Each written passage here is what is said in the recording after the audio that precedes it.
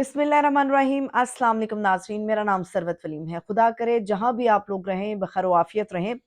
इस वक्त एक वो कहा जाता है कि बड़ी देर की मेहरबान आते आते, यही वो बात है जो मियां नवाज शरीफ साहब ने बड़ी देर कर दी अवाम के दरमियान आते आते। ज़रा सोचिए कि कितनी बेरहम है ये सियासत, कितना बेरहम है ये पैंतरा कि 3 मरतबा वज़ीर आज़म रहने वाला आदमी जो चौथी मरतबा वज़ीर आज़म का ख्वाब सजाए पाकिस्तान में उतरता है, पाकिस्तानी ज़मीन पर पाकिस्तानी कानून को रोंदते हुए अपने घर तक पहुंचता है, घर की दहलीज तक पहुंचता है, जिसके लिए पाकिस्तान का इलेक्शन ताख़ीर का शिकार किया जाता है। जिस इलेक्शन ने नवंबर में होना मकसूद था, वो 2024 के फरवरी में होता है। जिस शख्स के लिए पूरा ये खेल सजाया जाता है, पूरा ये मेला सजाया जाता है, ज़रा सोचिए कि कैसा धचका है कि वो आदमी जो चौथी मरतबा वज़ीर आज़म बनने का ख्वाहिशमंद हो, जिसके लिए ये वादा भी हो, वो आटे के थैले के ऊपर एक तस्वीर तक महदूद हो जाए, वो अवाम के दरमियान तंदूर के अंदर रोटियां चेक करता फिर रहा हो। इससे ज्यादा और सितम ज़रीफ़ी क्या होगी। इसके ऊपर मैं आज बड़ी तफसील के साथ गुफ्तगू करने जा रही हूँ। और गुफ्तगू के साथ साथ आपको ये भी बताऊंगी कि नवाज शरीफ साहब वो कहते हैं कि खेलन को मांगे चांद, अनोखा लाडला खेलन को मांगे चांद। और नवाज शरीफ साहब की भी एक ख्वाहिश ऐसी है जिसको मैं लिंक्ड करूंगी फैजाबाद धरना कमीशन रिपोर्ट के साथ, कि अब नवाज शरीफ साहब की वो उमंगे दोबारा से जाग उठी हैं कि मुझे भी अदालत जाना है, मुझे भी जाना है, फरीक बनना है।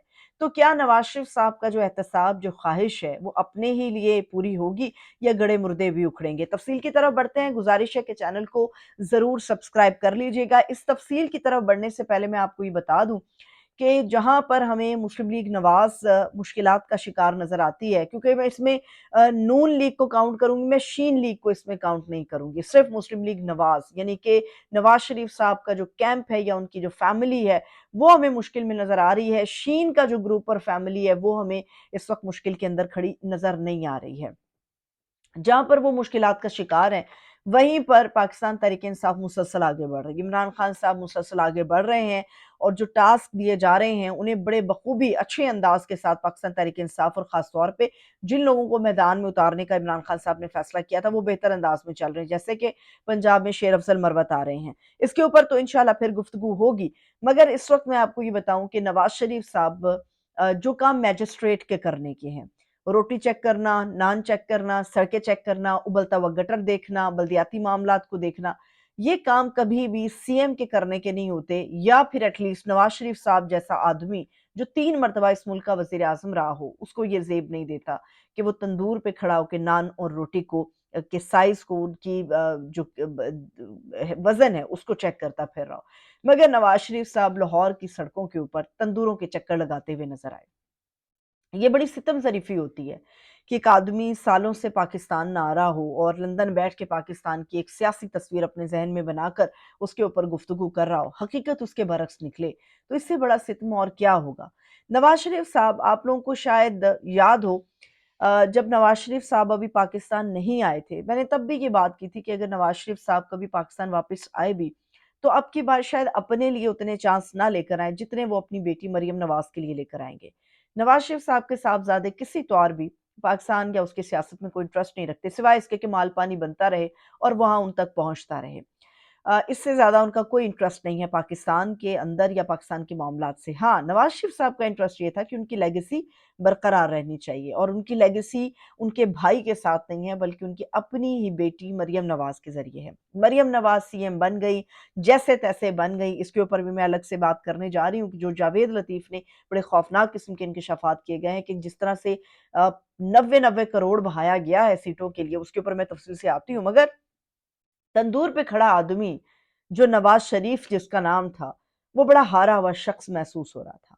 एक ऐसा आदमी जो फ्रस्ट्रेट है, एक ऐसा आदमी जिसको समझ नहीं आ रही कि मैं क्या करूं, कहाँ जाऊं, किसके पास जाऊं, मैं क्यों आया।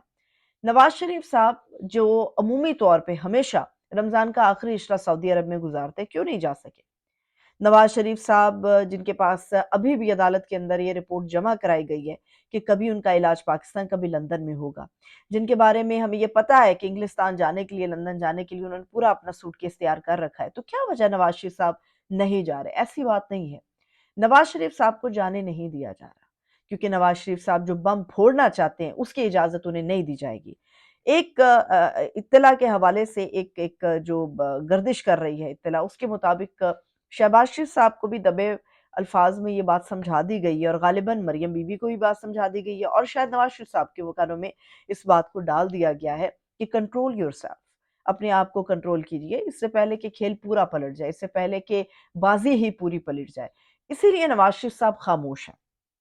نواز شریف صاحب خاموش ہے، مگر کیا وہ انتقام جو ان کے سینے کے اندر ہے کہ مجھے چوتھی مرتبہ وزیر اعظم نہیں بنایا گیا، وہ اس بات پہ خوش نہیں ہے کہ ان کے خاندان میں ان کا اپنا چھوٹا بھائی اس ملک کو لیڈ کر رہا ہے، وہ اس بات پہ ناراض ہیں کہ میرے ساتھ وعدہ ہوا تھا کہ چوتھی مرتبہ آپ وزیر اعظم بنیں گے، مگر نہیں بنایا گیا۔ نواز شریف صاحب جو ہمیں پاکستان میں داخل ہوتے ہی اور پھر جگہوں پر گفتگو کرتے ہی یہ باتیں کرتے ہوئے نظر آ رہے تھے کہ ووٹ کو عزت دو ہوگی، اور چھوڑیں گے نہیں مگر حساب برابر ہوگا، انتقام نہیں مگر احتساب تو ہوگا۔ نواز شریف صاحب کی وہ زبان کیوں چپ ہے، وہ زبان کیوں خاموش ہے؟ کیونکہ وہ زبان چند اپنے ہی کیمپ کے لوگوں کے درمیان انہوں نے رکھ دی ہے، جس کا استعمال وہ بخوبی کر رہے ہیں۔ جاوید لطیف صاحب جو ہیں وہ بھی ایک خودکش بمبار بن کے اس وقت بمباری کر رہے ہیں، اس جگہ پر بمباری کر رہے ہیں جن کی محنت سے اور جن کی مدد سے اس وقت مسلم لیگ نواز یا پھر شریف خاندان جو ہے وہ برسر اقتدار ہے۔ رانا ثناء اللہ صاحب بھی نواز شریف صاحب کی زبان بول رہے ہیں، اسی لیے یہ پیغام دیا گیا ہے کہ کنٹرول یور سیلف۔ رانا ثناء اللہ صاحب جو گفتگو کر رہے ہیں، جو باتیں کر رہے ہیں، اس میں ایک طرف تو شہباز شریف صاحب کو وہ نقصان پہنچانے کی کوشش کر رہے ہیں، جس میں وہ یہ کہتے ہیں کہ ہم بے بس ہیں، ہم کچھ نہیں کریں گے کیونکہ عوام نے ہمیں مینڈیٹ نہیں دیا، اس طرح سے مینڈیٹ نہیں دیا، اب جو بھی وعدے ہیں وہ عوام کے اب ساتھ ہم پورے نہیں کریں گے۔ دوسری طرف بھی وہ نواز شریف صاحب کی بھی بات کر رہے ہیں کہ نواز شریف صاحب کو لیڈ کرنے دیا جاتا، نواز شریف صاحب کے ساتھ زیادتی ہوئی ہے، ایسا نہیں ہونا چاہیے تھا جو کچھ بھی کیا گیا ہے۔ تو اس کا مطلب کیا ہے کہ نواز شریف صاحب اپنی زبان چند لوگوں کے ذریعے سے بلوا رہے ہیں اور اپنا موڈ بتا رہے ہیں۔ یہی وہ موڈ ہے جس کا نقصان نواز شریف صاحب نے اٹھایا اور وہ پاکستان سے باہر نہیں جا سکے۔ ایسا ممکن نہیں تھا، ایسا کبھی نہیں ہوا کہ وہ ایک ڈیلیگیشن جا رہا ہو اور نواز شریف صاحب اس کے روح رواں نہ ہو یا وہاں پر ان کے ساتھ نہ جا رہے ہوں۔ یہ پہلی دفعہ ان کی سیاسی زندگی میں ہوا۔ اب نواز شریف صاحب کرنا کیا چاہ رہے ہیں؟ نواز شریف صاحب کی خواہش تھی کہ جو 6 ججز نے خط لکھا ہے کہ عدالتوں پر دباؤ ہے، مداخلت ہے، زور زبردستی مسلط کیے جاتے ہیں فیصلے ان کے اوپر ججز کے ذریعے، تو نواز شریف صاحب اس معاملے کے اندر، اس فل کورٹ بینچ کے اندر جو ہے وہ فریق بننا چاہ رہے تھے۔ رہی صحیح کسر چند گھنٹے پہلے جو کمیشن کی رپورٹ آئی ہے فیض آباد دھرنے کے اوپر، اس سے پوری کر دی۔ اب نواز شریف صاحب کی خواہش بھرپور ہے کہ وہ اس کمیشن کا حصہ بنے اور ان کو بتائیں کہ میرے ساتھ کیا ہوا۔ اب مسئلہ عدالت میں ججز کے اوپر دباؤ کا ہے۔ نواز شریف صاحب جو اپنا کٹا کھولنا چاہ رہے ہیں وہ یہ ہے کہ 2017 میں میرے ساتھ زیادتی ہوئی، یعنی کہ یہ 6 ججز کا معاملہ تو ہے مگر جو 5 ججز نے میرے ساتھ کیا وہ بھی دباؤ تھی، وہ بھی مداخلت تھا۔ تو کیا نواز شریف صاحب سے یہ نہیں پوچھا جانا چاہیے کہ 2017 کا کٹا آپ کھولنا چاہ رہے ہیں، 2013 کا کٹا کیوں نہیں کھولنا چاہتے؟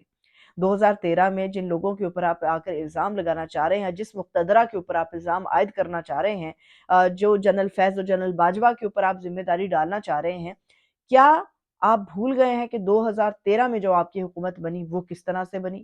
نواز شریف صاحب کی جب حکومت بنی وہ کیسے بنی؟ کیا نواز شریف صاحب نے اپنے سن 2000 میں 90s کی سینچریز کے اندر 90s میں مجھے یاد آتا ہے جب یہ قصہ بار بار بتایا جاتا ہے کہ صحافیوں کو پی سی بوربن میں بلایا اور یہ بتایا کہ ساڈی گل ہو گئی ہے۔ کیوں ایسا ہوا؟ بے نظیر کو ہٹا کے جب نواز شریف بنے تو کیوں صحافیوں کو بلا کے پی سی بوربن میں یہ کہا گیا کہ ساڈی گل ہو گئی ہے؟ نواز شریف صاحب نے بھی جب چاہا اس مقتدرہ کا فائدہ اٹھایا اور آج وہ اسی مقتدرہ کے خلاف عدالت میں جانا چاہ رہے ہیں۔ اب بات یہ ہے کہ نواز شریف صاحب جو تندوروں پر جا رہے ہیں وہ کیوں جا رہے ہیں؟ وجہ اتنی ہے کہ نواز شریف صاحب اپنا بیانیہ اینٹی اسٹیبلشمنٹ بیچ نہیں پا رہے۔ دوسری بات یہ ہے کہ نواز شریف صاحب کو اگر پارٹی کو اب مضبوط کرنا ہے، بائی الیکشنز کو جیتنا ہے، تو اس کے لیے ری آرگنائز کرنا ہوگا۔ ری آرگنائز پارٹی اس صورت میں ہوتی ہے جب آپ عوام کے درمیان جاتے ہیں۔ نواز شریف صاحب کی پوری سیاسی زندگی میں شاید یہ پہلا انسیڈنٹ تھا کہ نواز شریف صاحب عوام میں اس طرح سے گئے، مگر وہاں پر بھی ہٹو بچوں کا پورا پروٹوکول تھا، سیکیورٹی اہلکار کھڑے کیے گئے تھے اور ٹریفک کے نظام کو روکا گیا تھا، بندوں کو دور دور سے کہا جا رہا تھا کہ وہیں سے کھڑے ہو کے دیدار کرو نواز شریف صاحب کا۔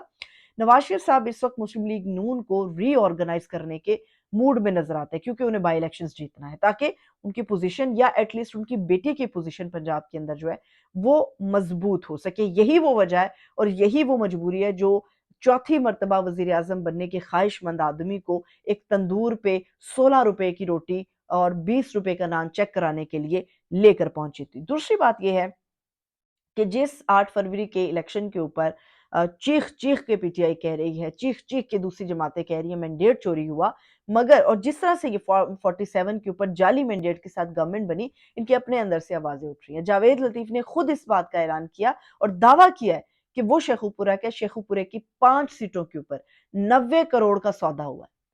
5 सीटों के बदले में 90 करोड़ का सौदा हुआ है और ये वो हकीकत है जिसको इलेक्शन कमीशन जो है वो खुली हुई आंखों के साथ झुटला रहा है। और जिस जस्टिस काजी फाइजा ने जिम्मेदारी उठाई थी कि इलेक्शन में धांधली नहीं होनी चाहिए, धांधली नहीं होगी, वो चीफ अपनी उसी बड़ी कुर्सी पर वही कोट पहनकर ये सारे मामला देख रहा है, मगर जुबान उसकी खामोश है। मुझे इजाजत दीजिए, अपना बहुत सा ख्याल रखिए।